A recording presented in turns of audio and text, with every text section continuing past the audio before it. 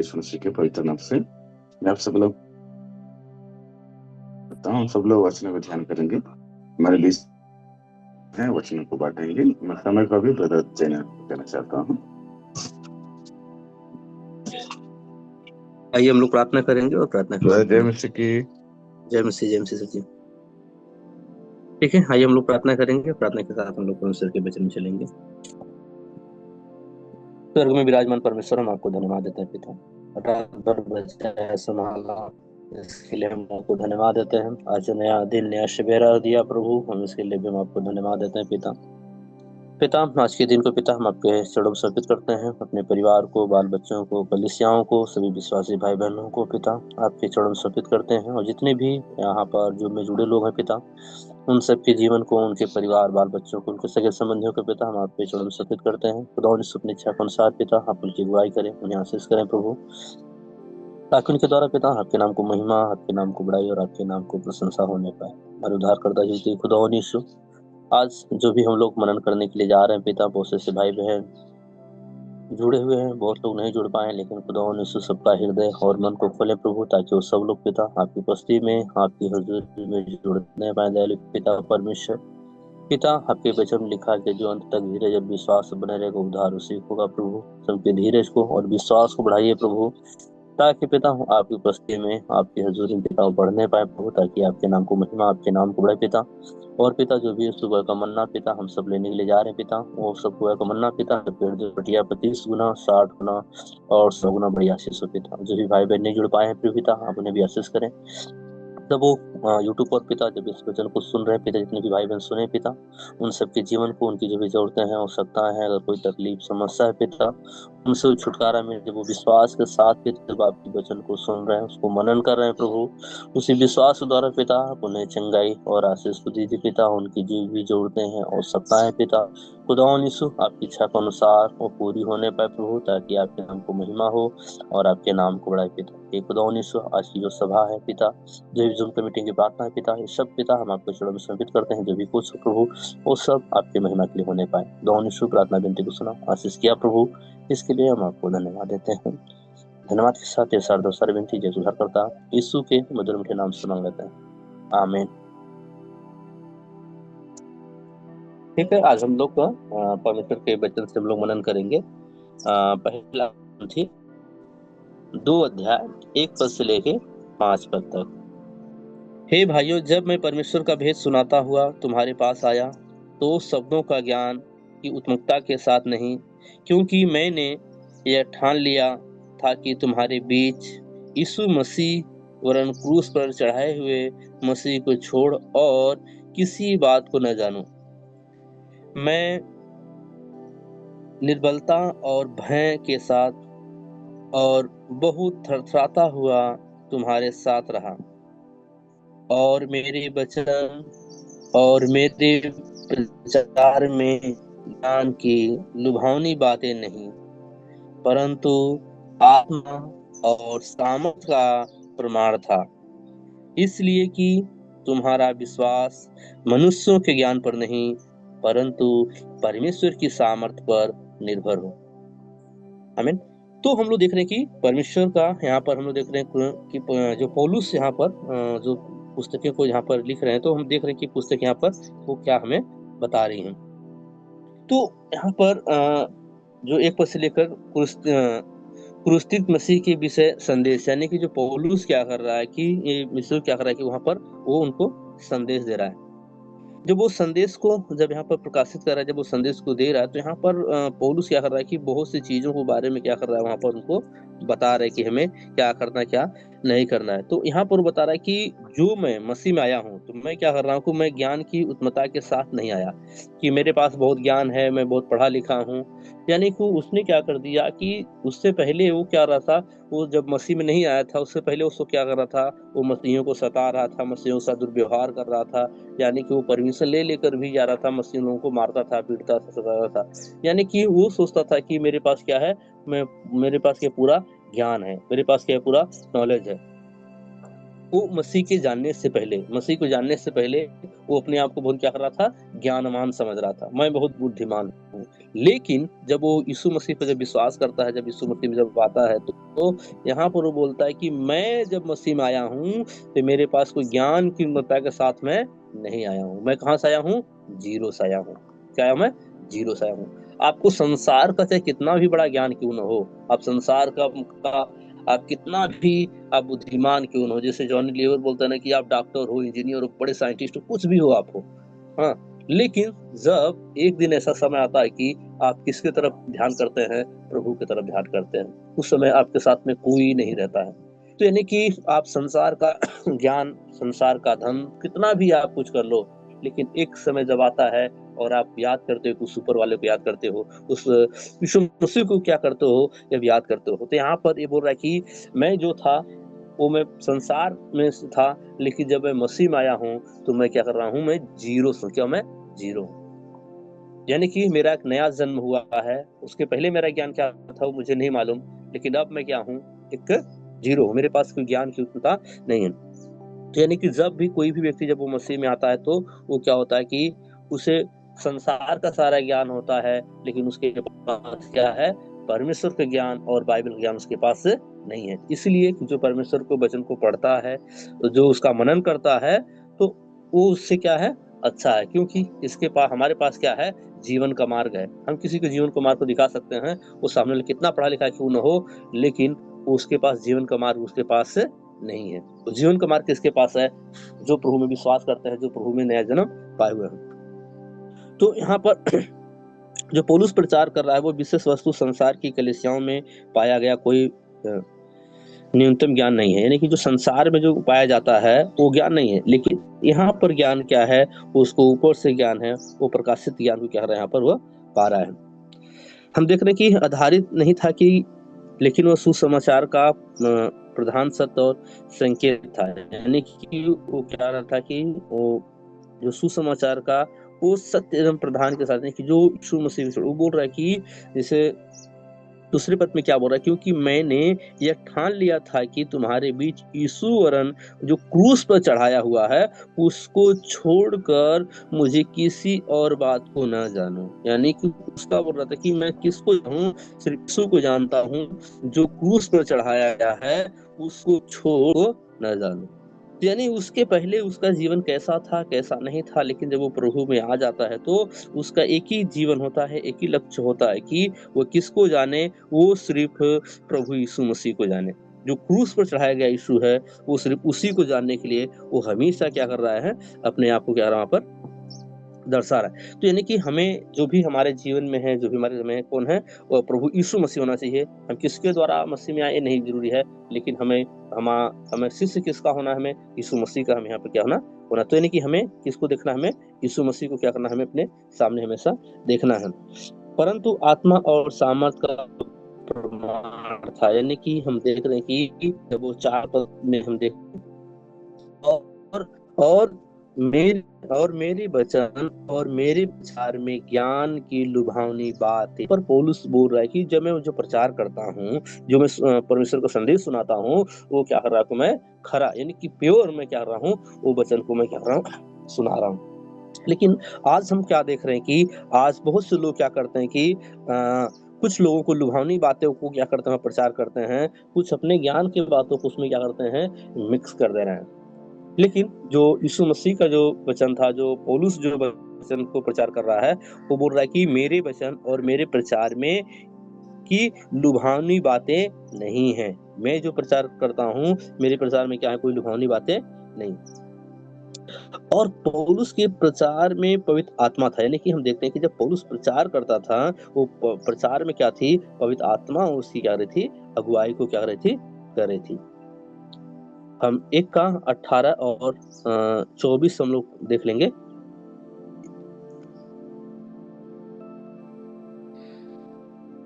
क्योंकि क्रूस की कथा नाश होने वालों के लिए मूर्खता है, परंतु हम उद्धार पाने वालों के लिए परमेश्वर की सामर्थ है।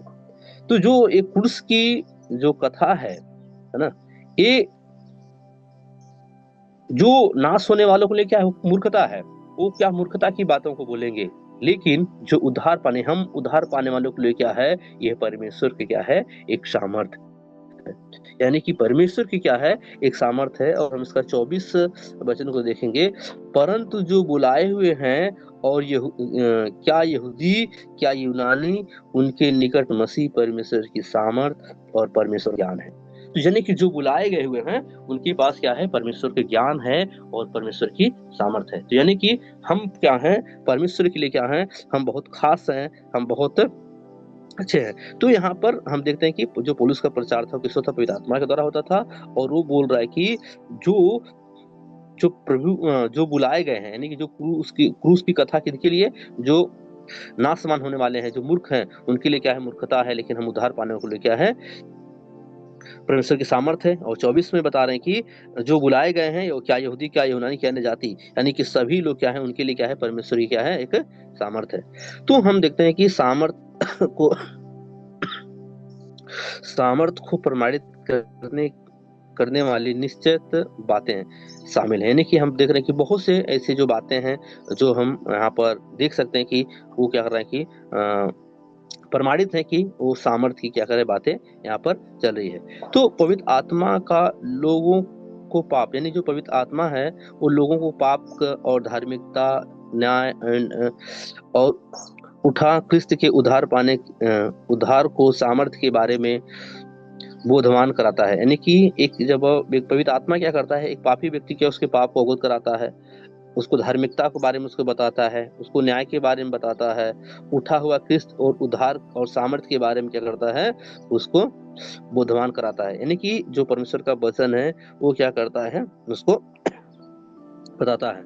जब हम इस किताब को जब आप उस अध्याय जो समय बोध कराता है, जब हम इसको इसी किताब का जब हम 5 अध्याय और 6 अध्याय जब हम देखेंगे तो वहां पर हम इन सारी चीजों को हम क्या करते हैं, हम देख सकते हैं।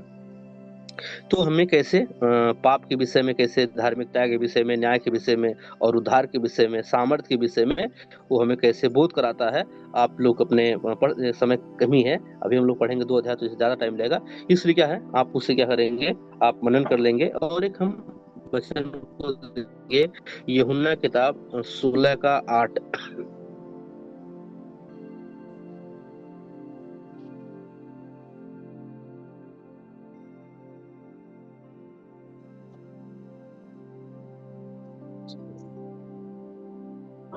वह अहंकार संसार को पाप और धार्मिकता और न्याय के विषय में नियुक्त करेगा। हालेलुया।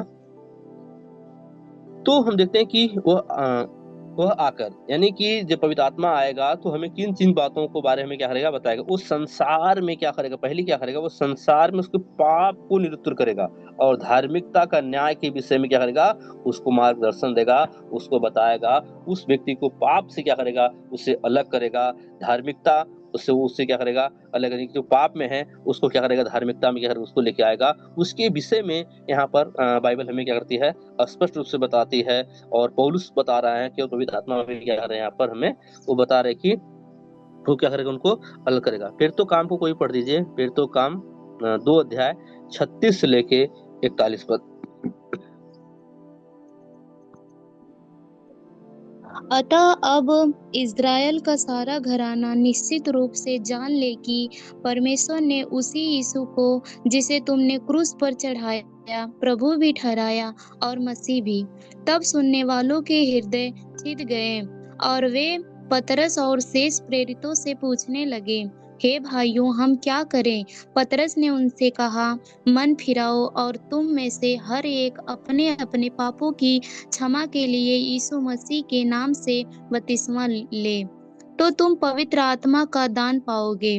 क्योंकि यह प्रतिज्ञा तुम और तुम्हारी संतानों और उन सब दूर दूर के लोगों के लिए भी है, जिनको प्रभु हमारा परमेश्वर अपने पास बुलाएगा। उसने बहुत और बातों से भी गवाही दे देकर समझाया कि अपने आप को इस टेढ़ी जाति से बचाओ। अतः जिन्होंने उसका वचन ग्रहण किया उन्होंने बपतिस्मा लिया और उसी दिन 3000 मनुष्य के लगभग उनमें मिल गए और वे प्रेरितों से शिक्षा पाने और संगति रखने और रोटी तोड़ने और प्रार्थना करने में लौलीन रहे। तो हम देख रहे हैं कि ठीक है, धन्यवाद सिस्टर। तो हम लोग देख रहे हैं कि परमेश्वर यहाँ पर अपने परंतु आत्मा और सामर्थ का प्रमाण है। हम देख रहे हैं कि कैसे यहाँ पर आत्मा की और सामर्थ क्या कर रहा है, यहाँ पर प्रमाण बता रहे हैं कि हम देख रहे हैं कि पतरस क्या था, वो कैसे प्रभु को इनकार कर दिया, लेकिन कैसे वापस चला गया था। लेकिन जब जीवित आत्मा आता है, वो देखते हैं कि क्या करता है कि वो बड़े बड़े काम को क्या कर रहा है, वो बातें करता था, यानी बोलता था, तो लोगों पे इतनी क्या होता कि परमेश्वर के वचन में क्या था, वो सामर्थ था। यानी कि मनुष्य कितना भी वो ज्ञानवान हो, कितना भी सब कुछ हो, नहीं हो फर्क पड़ता, लेकिन जब तक पवित्र आत्मा उसे आशीष ना करे, पवित्र आत्मा उसको चलाए ना। तो यहाँ पर हम लोग देख रहे हैं कि जब पतरस लोगों से बात कर रहा है, तो लोगों के हृदय क्या कर रहा है, छिद जा रहा है, लोगों का हृदय छिद जा रहा है। लोग पतरस के पास आके कह रहे हैं कि बताओ मुझे मन फिराने के लिए मुझे क्या करना होगा, मैं क्या करूं कि ताकि मेरा जीवन बच सके, मेरी आत्मा बच सके। लोग पतरस के पास आकर वो चिल्ला रहे हैं कि बताइए मुझे क्या करना पड़ेगा। पतरस उनको बोला, आपको क्या ना, पापों के क्षमा के लिए प्रभु यीशु मसीह के नाम से आपको क्या हो लेना पड़ेगा, बपतिस्मा लेना पड़ेगा, जो तुम पवित्र आत्मा का तब दान पाओगे। अपनी जो मैं पाया हूं वो ही दान आप भी क्या हो जाओगे, पाओगे। यानी कि आप भी क्या हो जाओगे, मेरे बराबर हो जाओगे। यानी कि आज कोई भी किसी को अपने बराबर करना नहीं चाहता है। कोई भी व्यक्ति हो, वो सोचता है कि अगर वो मेरे बराबर रह जाएगा तो मुझसे नीचे रहेगा, तो मैं उसका सीनियर रहूंगा, सीनियर जूनियर का फर्क लगेगा। लेकिन यहाँ पर जो प्रभु यीशु मसीह ने उन्होंने क्या बताया कि तुम क्या हो, जिसने परमेश्वर की को ग्रहण किया, वो परमेश्वर क्या हो गया, संतान हो गया। यानी कि जो हम यीशु मसीह के समान, हमने की जो पिता के संतान, हम यीशु मसीह क्या है, परमेश्वर का बेटा है, हम क्या बन जाएंगे, हम उसकी संतान बन जाएंगे।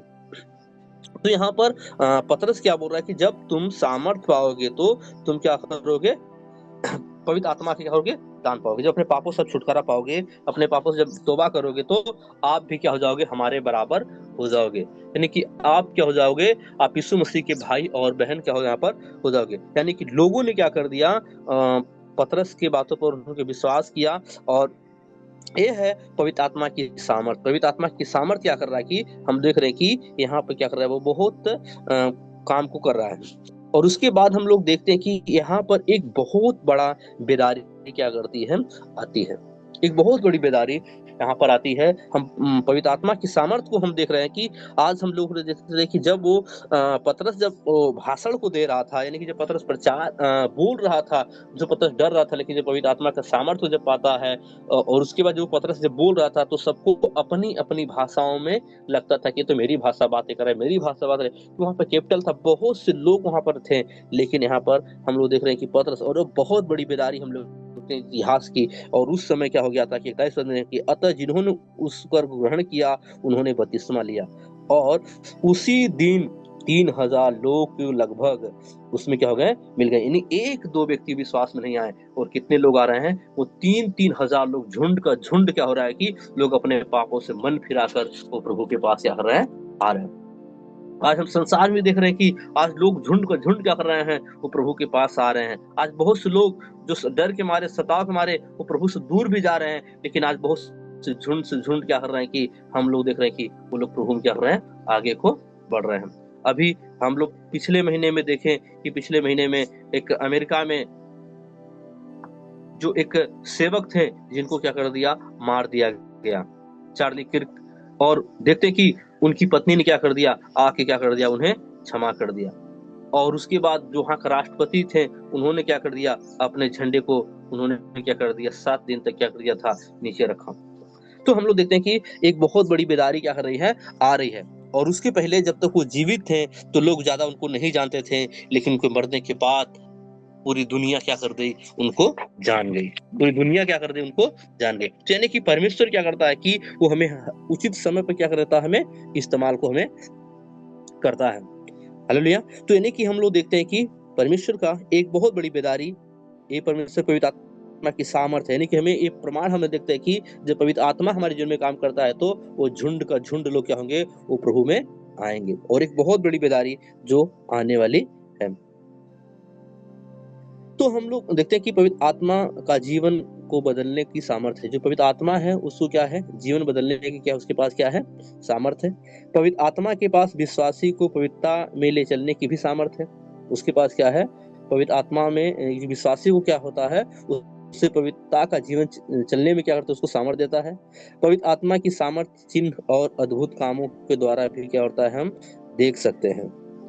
तो हम नया नियम में कई परिच्छेद को हम क्या करते हैं, जोड़ दे सकते हैं। जैसे सुसमाचार का प्रचार पवित्र आत्मा की सामर्थ्य के साथ किया गया है। नहीं कि हम बहुत बार हम बोलते हैं कि जो सुसमाचार का प्रचार क्या है वो सामर्थ्य के साथ क्या हुआ, किया गया। जैसे मरकुस किताब 16 का 17-18 में, लूका किताब 10 के 19 में, पेड़ों काम 28 के 3 और 4 में, रोमियो किताब 15-19 में, पहला कुरिन्थियों 4:20 में। तो हम कई बहुत से ऐसे जो हम देख सकते हैं कि वहां पर जो परमेश्वर का कार्य हुआ है वो बड़े सामर्थ्य के साथ क्या हुआ, वो कार्य को किया गया है। तो सभी सुसमाचार के सेवकों को प्रार्थना करना है कि उनकी सेवकाई के द्वारा लोगों का उद्धार होगा। यानी कि ये सुसमाचार के द्वारा क्या होगा, जो सेवक लोग हैं उनकी प्रार्थना के द्वारा बहुत से लोगों क्या होगा, उद्धार होगा। नए नियम में विश्वासी पवित्र आत्मा से परिपूर्ण होंगे। नए नियम में हम बताया गया कि जो विश्वासी लोग हैं वो भी क्या करेंगे, दुष्ट आत्माओं को निकालेंगे। चिन्ह और चमत्कार उनके भी द्वारा क्या होगा, यह होगा। बाइबल बताता है कि विश्वास करने वालों में क्या होगा, यह चिन्ह होगा कि वो दुष्ट आत्माओं को भी क्या करेंगे, वह निकालेंगे। तो आज हमारा जो एक और विषय, अभी समय कम है तो हम देखेंगे।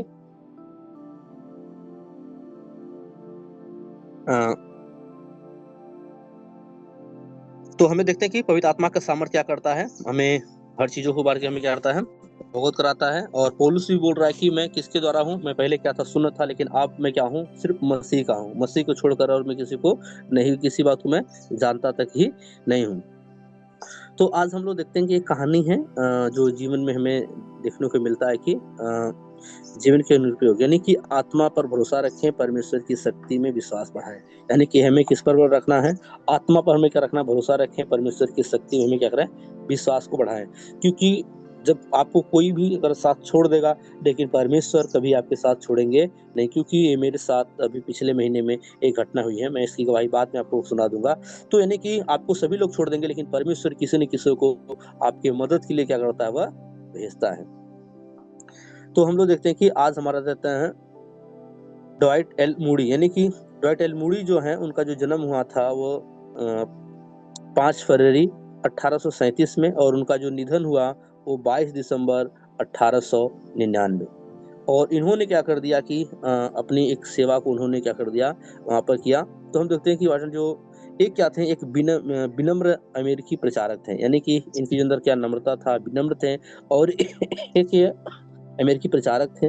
नए मसीह के 2 महाद्वीपों को हिला दिया था। इन्होंने क्या कर दिया, अपने प्रचार से मसीह के नाम के लिए इन्होंने 2 महाद्वीपों में क्या कर दिया था, पूरा हिला दिए थे, और अपने सुसमाचार के प्रचार से, क्योंकि पवित्र आत्मा की सामर्थ्य इनके साथ में।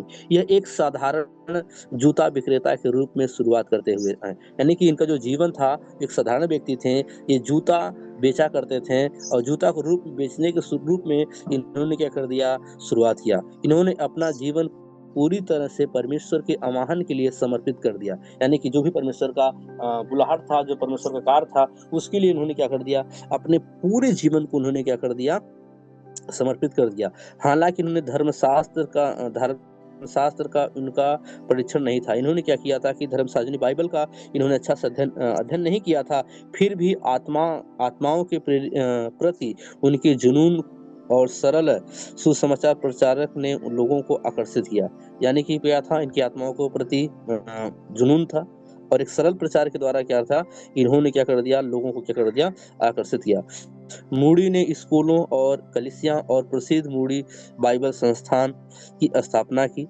यानी कि ये ध्यान नहीं किया, लेकिन इन्होंने क्या कर दिया कि कलीसिया की स्थापना करी, बाइबल संस्थान की स्थापना की, और जिससे विश्वासी को दुनिया भर में सेवा के लिए तैयार किया। यानी कि एक साधारण व्यक्ति जो जूता बेचने वाला, एक गरीब व्यक्ति जो साधारण व्यक्ति था, उसने क्या कर दिया कि विश्वासियों को दुनिया भर में सेवा के लिए क्या कर दिया, उन्होंने तैयार किया।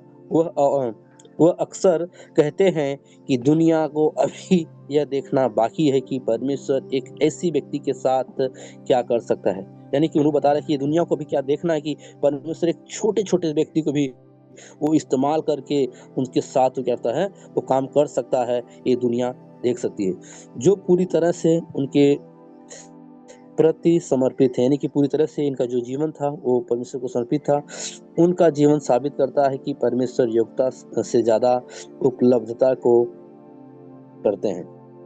आपके पास कितना योग्यता है ये जरूरी नहीं है, आपने कितना उपलब्ध किया, कितना प्राप्त किया, ये क्या है, बहुत महत्वपूर्ण है। यानी कि आपके पास योग्यता कितना ये ज्यादा जरूरी नहीं है, और आप उसे कितना इस्तेमाल कर रहे हैं और कितना आप सक्सेस हुए, ये क्या है, बहुत क्या है, जरूरी है। तो यानी कि हमें क्या करना है कि परमेश्वर से प्रार्थना करना है कि परमेश्वर में हम कितना उपलब्धि को हम पाए, हम परमेश्वर में कितनी आत्माओं को हम बचा सकें। ये क्या है, ये परमेश्वर की इच्छा है कि हम क्या करें, योग्यता से ज्यादा नहीं, हम उपलब्धि को ज्यादा हम अपेक्षा करें। जैसे पौलुस ने क्या किया, वो अपनी योग्यता को छोड़ दिया और उस पर किसके ऊपर रख दिया, अपनी उपलब्धता किस पर रख दिया, परमेश्वर पर रख दिया, और वो बोला कि तुम मेरी सी चाल चलो। वो इसमें क्या कर दिया, वो मसीह की चाल को चला। तो परमेश्वर इन वचनों से आप सबको आशीष करें, और अगला समय हम थैंक यू ब्रदर, परमेश्वर आपको बहुत आशीष करे। हम एक आखिरी प्रार्थना करेंगे और इस आराधना समाप्त करेंगे। सब आंखें बंद कीजिएगा। स्वर्ग विराजमान परमेश्वर पिता, सुंदर समय के लिए धन्यवाद करते हैं।